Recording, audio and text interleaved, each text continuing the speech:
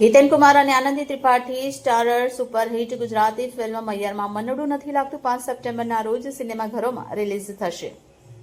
હિતેન કુમાર અને Anandi Tripathi starrer superhit Gujarati film મૈયરમાં મનડું નથી લાગતું દર્શકોના હૈયામાં એવી રીતે છવાઈ ગઈ હતી કે ચાહકો હજી સુધી તેને ભૂલી શક્યા નથી.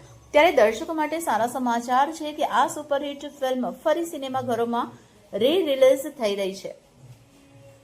હિતેન કુમારે ફેસબુક પર પોસ્ટ કરીને ફિલ્મની રિલીઝ અંગે માહિતી આપી છે. તેમણે જણાવ્યું છે કે મૈયરમાં મનડું નથી લાગતું ને રજૂ થયાને 25 વર્ષના વાણા વીત્યા, પણ આપણા સૌના હૃદયમાં હજી પણ એટલી જ તરોતાજા છે.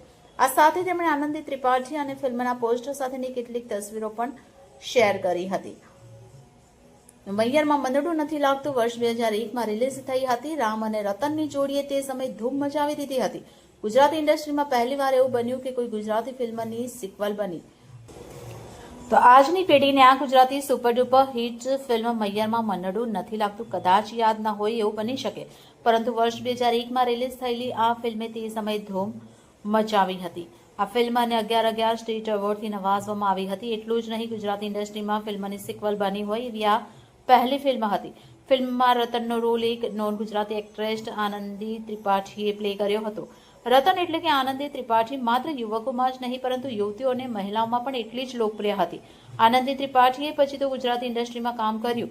આનંદી ત્રિપાઠી હાલમાં જ રામાયણ સિરિયલમાં માતા કૌશલ્યાનો રોલ નિભાવ્યો. ત્યારે ગુજરાતી ચાહકોને પોતાની રતનની યાદ આવી ગઈ હતી. ત્યારે ઇન્દોરમાં જન્મેલા આનંદી ત્રિપાઠીના પિતા સુભાષચંદ્ર ત્રિપાઠી સરકારી નોકરી કરતા હતા, તો મમ્મી નિર્મલા ત્રિપાઠી પહેલા ટીચર અને પછી પ્રિન્સિપલ હતા. તો પરિવારની એકની એક દીકરી હોવાને કારણે આનંદીનો ઉછેર ઘણા જ લાડકોડમાં થયો. આનંદી નાનપણની વાતોને વગોળતા કહે છે કે પપ્પાની ટ્રાન્સફરેબલ જોબ હતી, તો અમે અલગ અલગ જગ્યાએ થોડો ટાઈમ રહેતા. ભણવામાં તો એવરેજ હતી પણ તોફાની ઘણી જ હતી. આનંદી વધુમાં જણાવે છે કે મેં ક્યારેય એક્ટ્રેસ બનવાનું વિચાર્યું નહીં હતું. હું એર હોસ્ટેસ બનવાનું વિચારતી હતી અને અમારા સમયમાં એર હોસ્ટેસની નોકરી ઘણી આકર્ષક હતી. ત્યારે એરલાઇન કંપની માર્કેટમાં આવી તો જેટ એરવેઝ પણ એક હતી. તો એક સમયે એમ કહેવાય છે કે તમે ક્યારેય ન વિચાર્યું હોય એ તમને મળે છે. એટલે મારી સાથે પણ કંઈક આવું જ થયું. મેં આ ફિલ્મ ઇન્ડસ્ટ્રીમાં આવીશ એવું મેં વિચાર્યું નહીં હતું, પરંતુ મારા પપ્પાએ એક્ટિંગમાં નસીબ અપનાવ્યું હતું, પરંતુ ત્યાં વધુ સમય આપી ન શક્યા અને આ વાત તો મારા પપ્પા પણ ભૂલી ગયા. તેમને એક્ટર બનવું હતું, તેમાં આનંદીએ ઉમેર્યું હતું.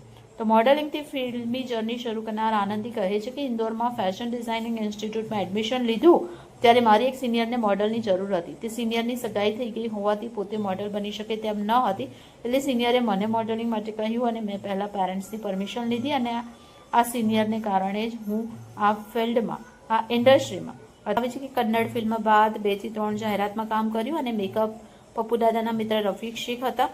ત્યારે એ મેકઅપ મેન હતા અને ગુજરાતી ફિલ્મ મૈયરમાં મનડુંના કેમેરામેન હતા. તો તેમણે પપ્પુ દાદાને એમ કહ્યું હતું કે નવી ગુજરાતી ફિલ્મ માટે એક્ટ્રેસ શોધે છે. તો પપ્પુ દાદાએ મારા ફોટોગ્રાફ્સ બતાવ્યા અને તરત જ ડિરેક્ટર જશવંત ગાંગાણીએ મળવાનું કહ્યું અને પછી અમે ડિરેક્ટરને ફોટા બતાવ્યા તો તેમણે ફિલ્મના ઓડિશન માટે બોલાવી.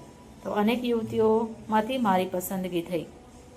ત્યારે જશવંત સર લાંબા સમયથી એક્ટ્રેસ શોધતા હતા અને ઘણી યુવતીઓના ઓડિશન પણ લીધા, પણ જ્યારે મેં ઓડિશન આપ્યું ત્યારે મને અંદાજો ન હતો કે હું સિલેક્ટ થઈશ. મુંબઈમાં 6 યુવતીઓને અલગ અલગ સીન આપવામાં આવ્યા, એમાંથી એક હું હતી. તો મારું ઓડિશન માત્ર જસવંત સરને જ નહીં બધાને ગમ્યું.